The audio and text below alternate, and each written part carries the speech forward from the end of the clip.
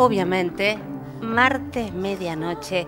¿Dónde estamos? Sexto sentido. Usted ya lo sabe de memoria. Bueno, sexto sentido, como siempre digo, porque 6 sentidos necesitamos para entender la realidad planetaria, sin ninguna duda.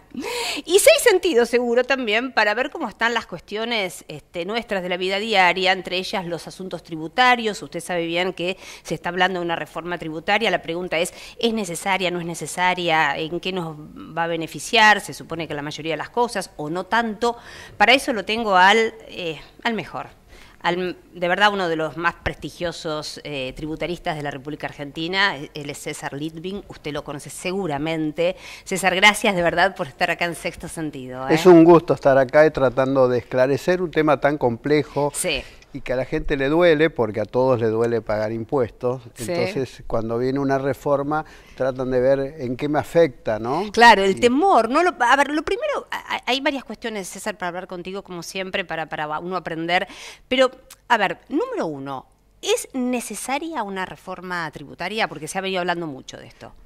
Incuestionablemente... A como de lugar.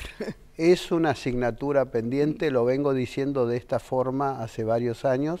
En los últimos 30 años hemos visto, presenciado y padecido distintos parches de reformas tributarias que lo único que intentaban hacer es aumentar la recaudación.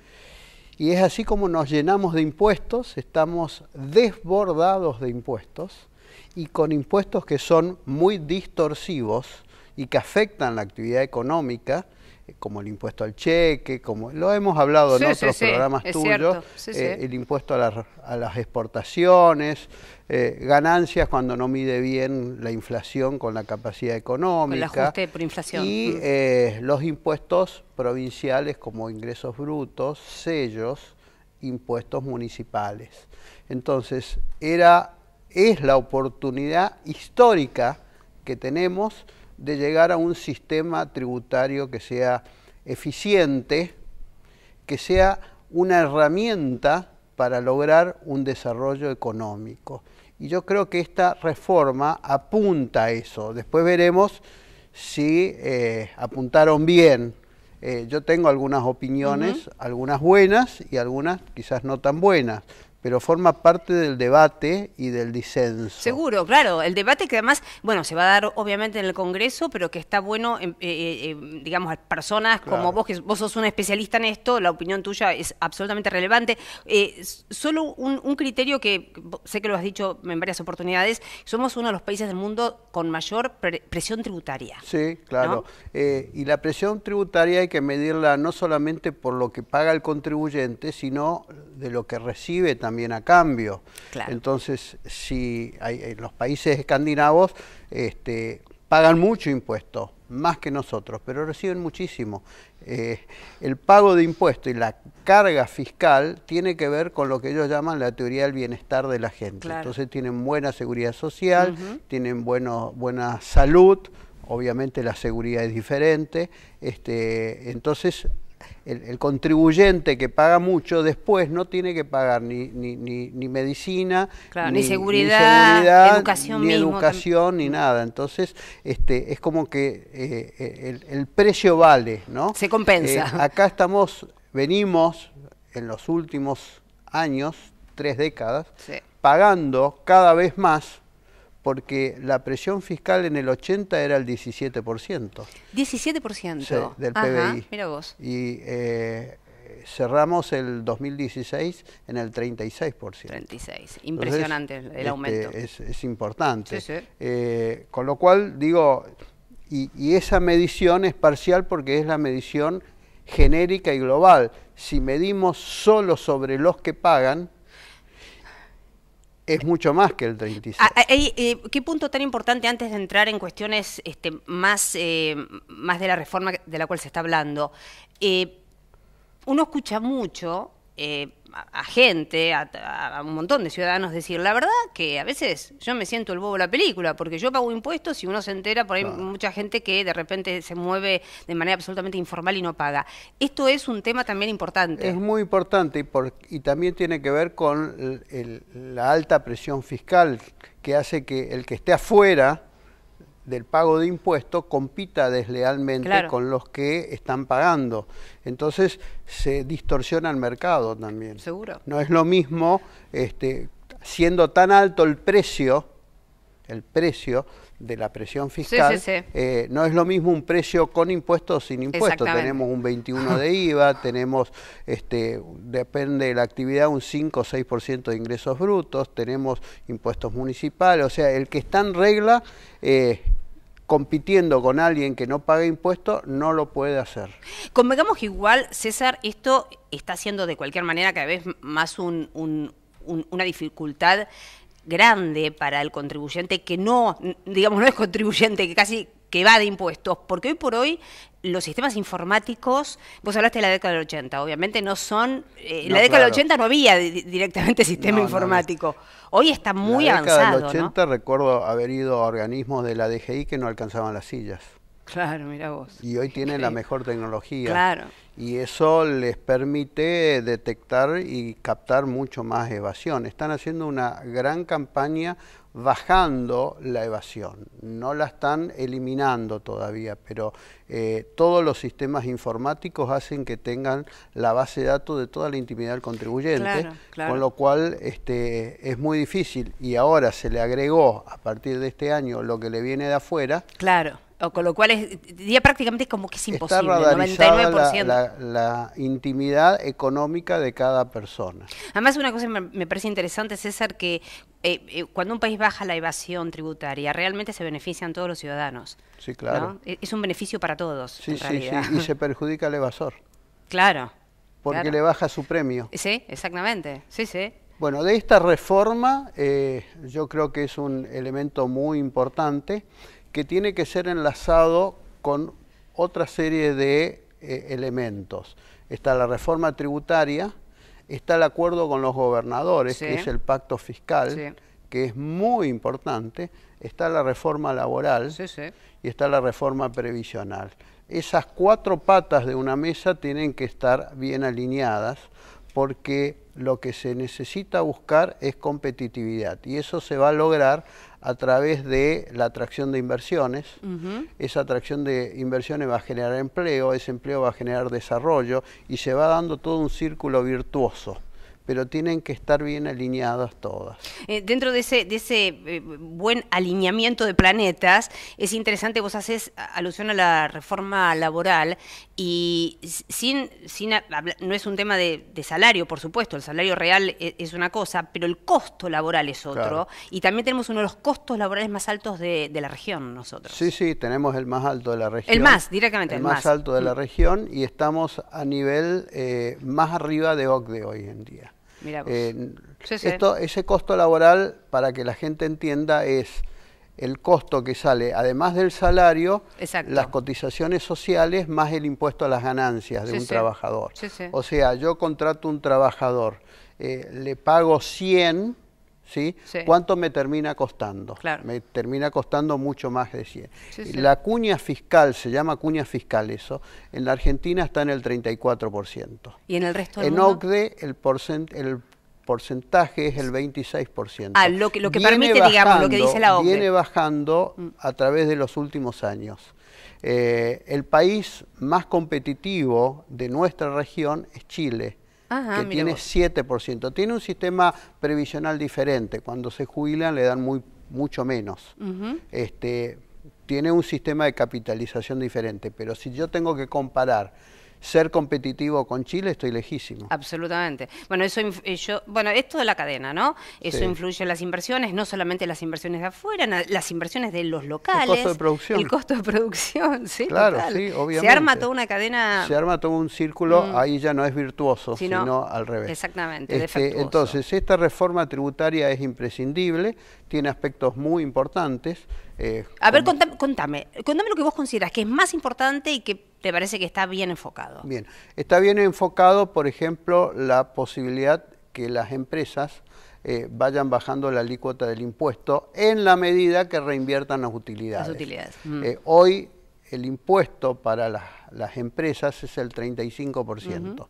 Se estima para el año que viene, 18 y 19, al 30%, si no distribuyen dividendos. Si distribuyen dividendos quedará en el 35% igual. Y en el 2020 quedará en el 25%. Y ya estaríamos en una situación de muy buena competitividad, no solamente con la región, sino acercándonos un poco al mundo. Entonces, eso es un objetivo muy claro. ¿Por qué no se hace inmediatamente el 25%? ¿Por qué, directo? Y lo tenemos que hacer gradual. ¿Por qué? Estamos condicionados por un déficit fiscal. No estamos en condiciones de bajar de golpe drásticamente la carga fiscal, porque necesitamos financiar, si no vamos a tener que endeudarnos más o emitir. Y no queremos aumentar los impuestos. Con lo cual no te da la ecuación. Y el gasto público es más lento, la baja. Ahora, me parece un tema muy importante en relación a esto de la baja del impuesto a las ganancias para las empresas, a condición de que no se distribuyan dividendos, sino, como bien explicás, que se reinviertan utilidades. Es un incentivo muy grande a la expansión productiva. Por eso digo, el sistema tributario tiene que ser usado como herramienta. Claro. Y entonces, la herramienta es motivar a que vengan inversiones. Si vienen inversiones y capitalizás la empresa, te cobro menos impuestos. Claro. Si la querés retirar, retírala y pagarás el 35% como venís pagando ahora. Pero te doy una alternativa, que me generes más empleo, me generes más desarrollo, claro, que no te lleves el dinero y que lo reinviertas en la empresa. En el IVA se hace algo también muy importante. Muchas inversiones vienen al país y con ciclos económicos largos. Entonces lo que genera es, cuando invierten en bienes de uso, se le acumula un dinero en el IVA que pagan por todos los bienes de uso, que no lo recuperan o tardan mucho en recuperar a medida que vayan vendiendo, pero los ciclos económicos, si son largos en un escenario inflacionario, esa plata le queda inmovilizada. Con un costo financiero importante. Y se le derrite. Claro. Entonces acá se establece un sistema que a los 6 meses de tener continuo saldo a favor le devuelven el impuesto. Y eso también es un buen incentivo a que las empresas vengan, inviertan, compren maquinarias o las importen, se equipen en tecnología, que eso va a generar también mucho desarrollo. Tenemos que volver a ser competitivos, sí, a ser atractivos, y para ser atractivos hay que dar señales, y eso es bueno. Eso es bueno. Yo quiero, en el próximo bloque, que me sigas contando, porque después también imagino que hay alguna cosa debe haber que, como siempre ocurre cuando se discuten este tipo de situaciones, alguna pata media floja debe haber, pero quiero que me sigas contando cuáles hasta ahora considerás que son los puntos a favor, y no puntos en contra, pero sí puntos tal vez que uno debería pensar que hay que ajustar por el próximo bloque, ¿sí? Dale.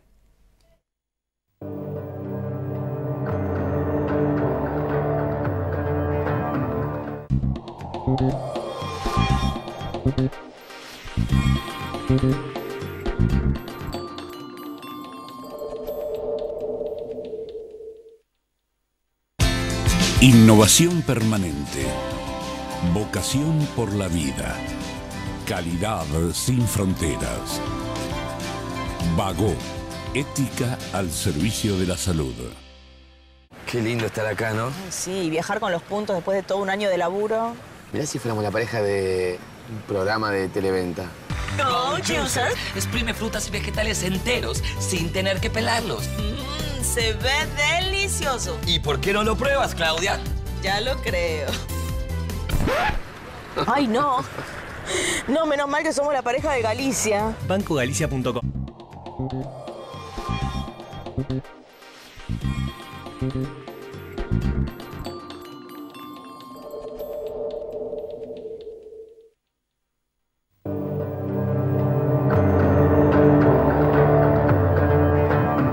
Bueno, continúo acá con César Litvin. Bueno, César, había quedado del bloque anterior. ¿Qué otras cosas, qué otros elementos estás analizando como que van a ser beneficiosos? Bueno, va a ser beneficioso poner un poco de equiparación entre los trabajadores autónomos y los asalariados. Sí, sí. Justamente los autónomos, en las últimas modificaciones, los mínimos no imponibles han quedado relegados, y cada vez que había un reclamo de la Central de Trabajadores, priorizaban aumentar más a los asalariados que a los autónomos. Y la verdad que eso no está bien, porque ambos son trabajadores. Claro. Los asalariados tienen su salario, tienen su aguinaldo, tienen vacaciones, y los autónomos tienen otra forma de contratación, pero también son trabajadores. Y hay un montón en la Argentina. Y hay un montón. Lo que pasa es que no tienen una CGT. Claro. Entonces, cada vez que aumentaban los mínimos, aumentaban más para los asalariados. Y se produció una brecha que incluso, desde mi punto de vista, violaba una garantía constitucional de igualdad, que establece que a igualdad de capacidad económica, igualdad de impuestos. Sí, sí. Y eso no se estaba dando. Ahora no se corrige al 100%, pero se achica la brecha y hay trabajadores autónomos que antes estaban pagando un poco de impuestos, ahora no van a pagar más porque se le aumenta una deducción, y algunos que estaban pagando van a pagar un 50% menos. Eso en la clase media de salarios. A medida que aumenta el ingreso del autónomo, se va diluyendo ese porcentaje por efecto de la escala progresiva. Claro. Pero le va a beneficiar, y con justicia, y esto es lo que quiero recalcar, a una gran parte de trabajadores autónomos. Eso también es un importante acierto. Una consulta con respecto al tema de ingresos brutos. Tanto se habla de ingresos brutos y es como que por ahí hay mucha gente que no entiende bien cómo es este berenjenal, en donde no solamente influye la tasa, sino además, por ejemplo, hay asuntos como, viste que las provincias no tienen sistemas automáticos de compensación entre ellas, entonces uno se entera de muchos casos en donde se tributa 2 veces o 3, de acuerdo a la cantidad de provincias por donde pase un, ¿no es cierto?, un ciclo, un camión, entonces... Mira, ingresos brutos es el peor impuesto que hay en el mundo, tal es así que ya no se usa en el mundo. Quedó, es obsoleto. Es un impuesto medieval. Mira vos. Lo tenía España, y España en la Edad Media se empobreció porque sus vecinos no tenían este impuesto.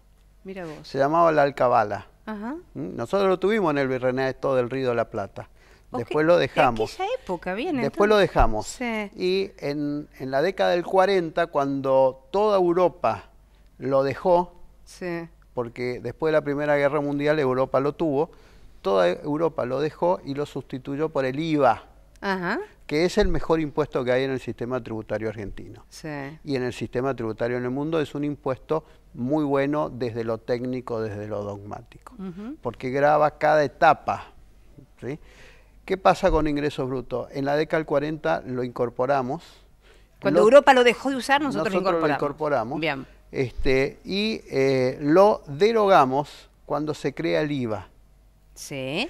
El IVA se crea en el 75, un IVA no generalizado para todos, sino para determinadas cosas, y un IVA al 13%. 13%. Y se deroga ingresos brutos, que se llamaba actividades lucrativas, pero era lo mismo. Hoy el IVA, ¿cuánto está? 21. 21. Y generalizado para todo. Exactamente. Bienes, servicios, importaciones, locaciones, etcétera. Y además tenemos ingresos. Y además tenemos ingresos brutos. Claro. Este impuesto de ingresos brutos tiene muchos problemas. El primer problema es que se va pagando y acumulando en cada una de las etapas que interviene un producto, desde la importación o fabricación hasta llegar al consumidor. Entonces tiene una repotenciación de precio impresionante. Sí, es como exponencial de alguna manera. Exponencial. Se llega más al precio que la recaudación del Estado. Qué bárbaro. Porque se va trasladando ese impuesto. Afecta nuestras exportaciones porque está incluido en el precio de exportación y no hay devolución por esto. Perdés competitividad a los mercados. Perdés competitividad, se vuelve distorsivo. Por el otro lado, como es un impuesto provincial, distintas provincias tienen diferentes tratamientos para la misma actividad. Claro. Entonces, si un proceso productivo pasa por varias provincias, van a tener distintos tratamientos. Claro, y además, al no haber compensación, entonces no es que decís, bueno, pagué en una. Claro. No, pagaste. Además, no mide capacidad económica porque ganes o pierdas, pagás sobre el ingreso. Claro. O sea, vos podés vender a pérdida, pero si realmente vendiste a pérdida y no ganaste, igual tenés que pagar el impuesto. Tenés que pagarlo. Eso es un absurdo, es un disparate. Y un aspecto más que se dio en los últimos años, cuando las provincias vieron necesitadas de dinero, una simple resolución, no ley, del director de renta creaba regímenes de retenciones, percepciones, ingresos directos, retenciones en bancos, etcétera, el famoso SICREP. Sí, claro. Todo Sigue eso, que está actualmente. todo obviamente. eso genera en muchos contribuyentes un exceso de impuestos. Les queda saldo a favor. Ese saldo a favor tiene una carrera de obstáculos tratar de recuperarlo, pero con toda premeditación y alevosía. Hecho con dolo, digamos. Hecho con toda premeditación para que las provincias se financien Con a el costa impuesto, de mayor impuesto, Sí, sí. a espalda de la ley, porque no es por ley, Mirá vos, qué a espalda interesante. de la ley, Sí, sí. y se financian a tasa cero, porque cuando le devuelven, sí le devuelven, porque para que le devuelvan, normalmente te amenazan con una inspección. Entonces todo este tipo de cosas debería resolverse, está previsto en el acuerdo que se firmó hace poco tiempo con los gobernadores.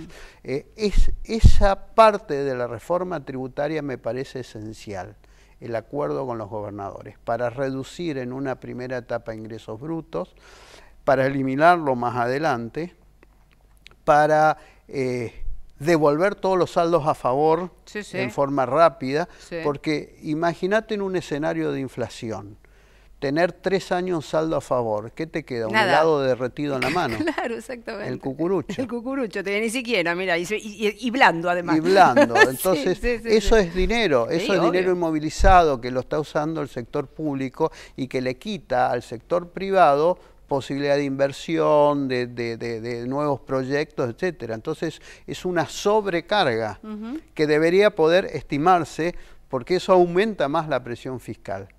La verdad, clarísimo, impresionante, siendo un tema tan en general Y obtuso. algo muy importante, los Sí. municipios también se vieron necesitados de dinero en el último tiempo y han creado una cantidad de tasas que poco tiene que ver con el verdadero servicio que prestan. Y uno de los aspectos del libro de texto de las tasas es que el valor de la tasa debe estar relacionado con el servicio que te prestan. Por ejemplo, la tasa de seguridad e higiene. Tiene que ver con... Seguridad e higiene. Mirá de qué temas estamos sí. hablando, ¿no? Los municipios de la provincia de Buenos Aires vienen cobrando hace bastante tiempo esa tasa.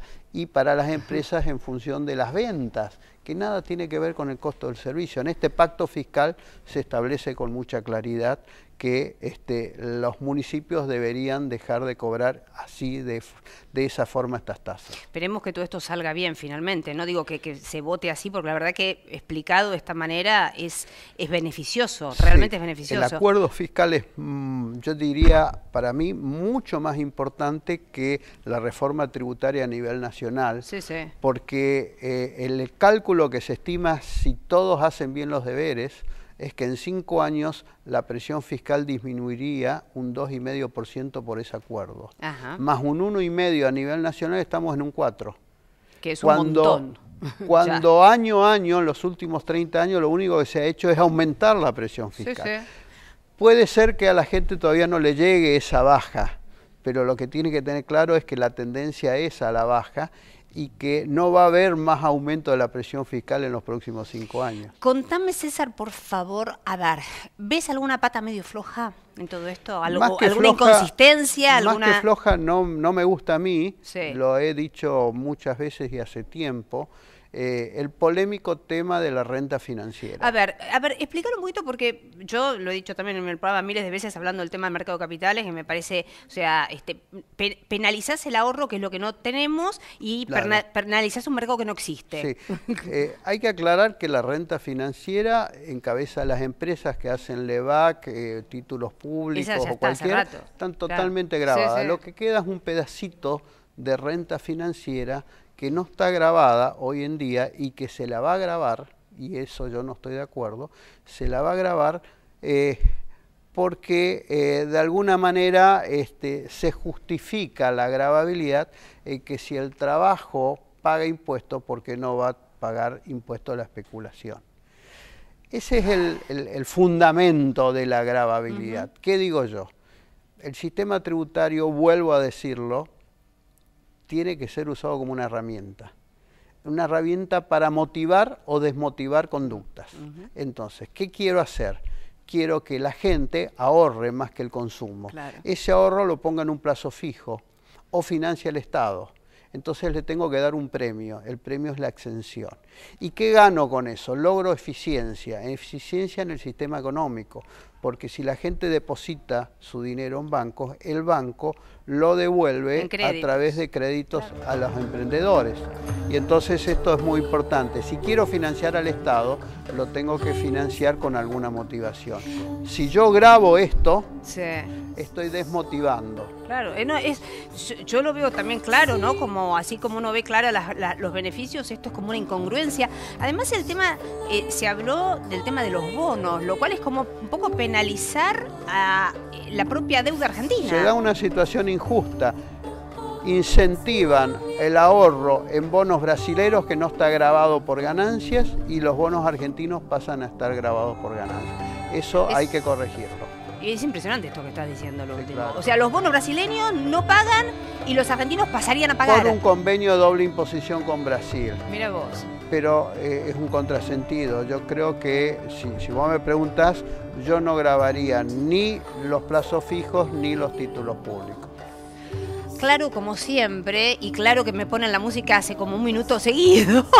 Pero bueno, un placer, César. Tema fundamental para la vida de todos nosotros. Da mucho más para hablar, pero es una síntesis. Bueno, cuando después se vayan perfilando bien todas las cosas, la continuamos, como quien dice. César, un placer de verdad. Un gusto. Mil gracias. Y yo me despido hasta el martes que viene. No se olvide, con pragmatismo y optimismo, el futuro es hoy. Chau.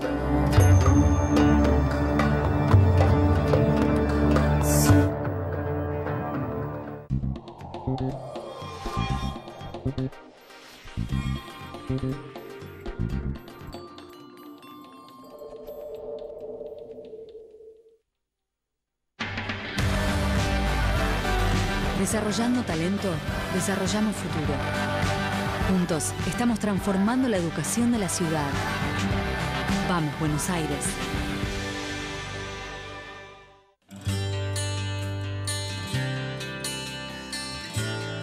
Es la primera vez que tenemos un banco en el barrio.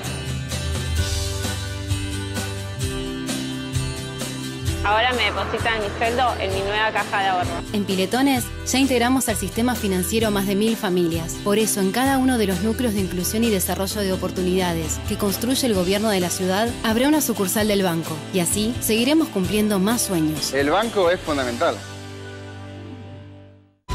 En la Ciudad Autónoma de Buenos Aires, vivir mejor es ley. Legislatura de la Ciudad Autónoma de Buenos Aires. Sí al 99% de cloacas, sí al 100% de agua potable y sí a tener uno de los índices más bajos de mortalidad infantil de América Latina.